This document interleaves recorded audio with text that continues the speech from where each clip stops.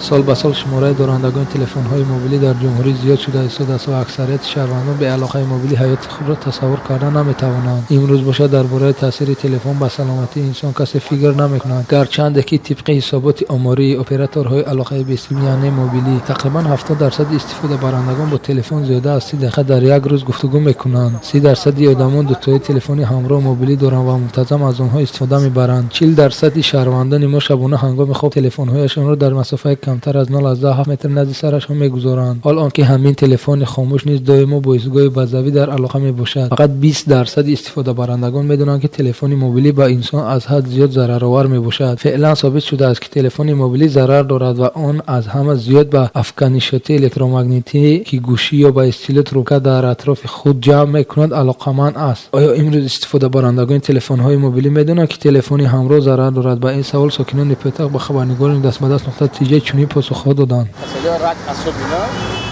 همین تلفن موبیلی بسیار آدم را وایفر شده. بعد کودک‌ها را دادن ممکن نیست.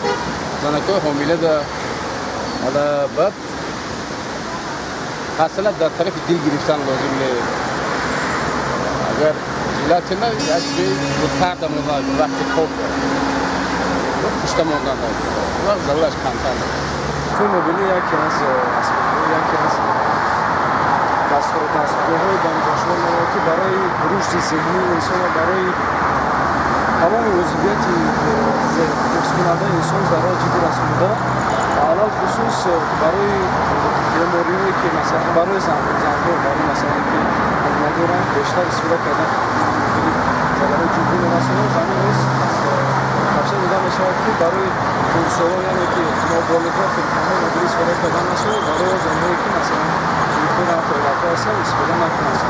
و بغیر از این به همه همسالان و دانشجویان من می‌رسونم که از تلفن موبیلی استفاده کردن با معیار نمایان که همین ضرر تلفن موبیلی هم به رشد ذهنی انسان ضرر دارد که با مثلا پیدا کردن این دانش آنها مانع‌ها ایجاد می‌نماید، یعنی که حفظ معلومات در سرشان نمی‌ایستد از سوی تلفن مثلا ضرر می‌کنند. بغیر از این تلفن‌های موبیلی برای انسانیت در زمان حاضر خیلی هم مفید است. در نظر دیگر میاد که مثلا در تلفن موبیلی حاضر زمان بتوان چند نمود کتاب‌ها مثلا دیگر برنامه‌ها استفاده کرد برای حاصل کردن خود دانشجویان بکشند. یعنی گفته می‌شود که تلفن موبیلی از روی معیارها از روی قاعده‌های استفاده کنید بسیار از اخبارات چی می‌شنویم ضررش بسیار لیکن از بس که در فهمیش نیستیم و با خودمون تصور پیدا نمی‌کنیم. در وقتی شما در هر یک عائله تلفن موبیلی چند تا استفاده می‌برند؟ وقتی هر یک شخص حتی ممکن کودکان هست. مثلا اکثریت همین جوانان روزه قریب همه اونها از همین تلفن موبیلی استفاده می‌برند. این مثلا با کسای سرطان کسای گوارا میرسونه در اینجا بسیار استفاده بودن. مثلا یعنی جوانان روزه هستن مثلا شاوروز همین تلفن موبیلی همراهشون است که این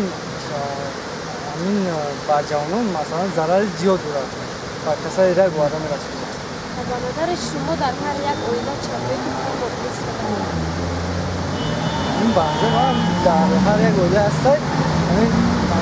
یعنی که مکتب خان تا همین کلاس‌ها همه اونها یک دیگه همین تلفن موبیلی دارن. شهروندان چرا بسیار تلفن موبیلی استفاده می‌کنند؟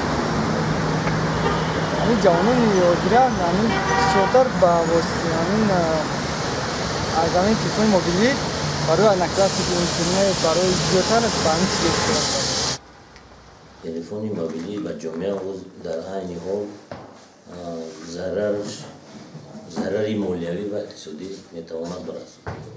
به هر حال بغیر از ضرر تلفن موبیلی در جای‌های هست که فایده آنها به مردم میرسد.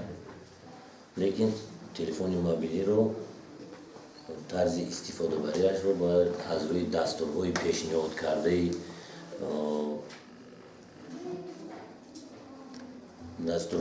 کرده که در دستوری تلفنی جای دارد و اون رو باید استفاده برن از روی همه قاعده و عمل کنن ضررش کمتر میشه.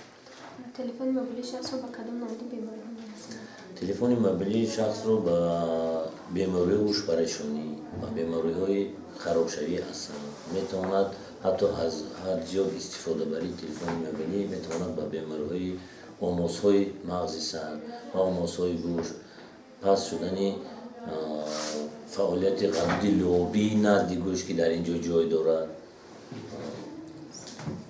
зарарҳои худро мерасонад. боз ҳаст масалан телефонҳои мобилӣ дар гӯдакҳои дар батни модар буда аз ҳисоби мавҷҳои радиони онҳо метавонад зарарҳои худро расонад тавассути узви бадани модар. фикр мекунам ки кӯдакони то синни 12-15 сола бояд телефони мобилӣ тамоман нагиранд, чунки сабаби ки кӯдак узви кӯдак инкишоф меёбад. Ба узви инкишофёбанда тамоми радиатсие ки таъсири манфӣ расонда метавонад. Бинобар ин телефони мобилӣ ҳамчун ашёи зараровари радиатсионӣ ба инкишофи кӯдак зарари зиёд мерасонад. Зарар мебарад ба узви шунавоии кӯдак, ба инкишофи мағзи сар, ба пайдо шудани бемориҳои ҳар гуна бемориҳое ки ба саратон оварда мерасонад.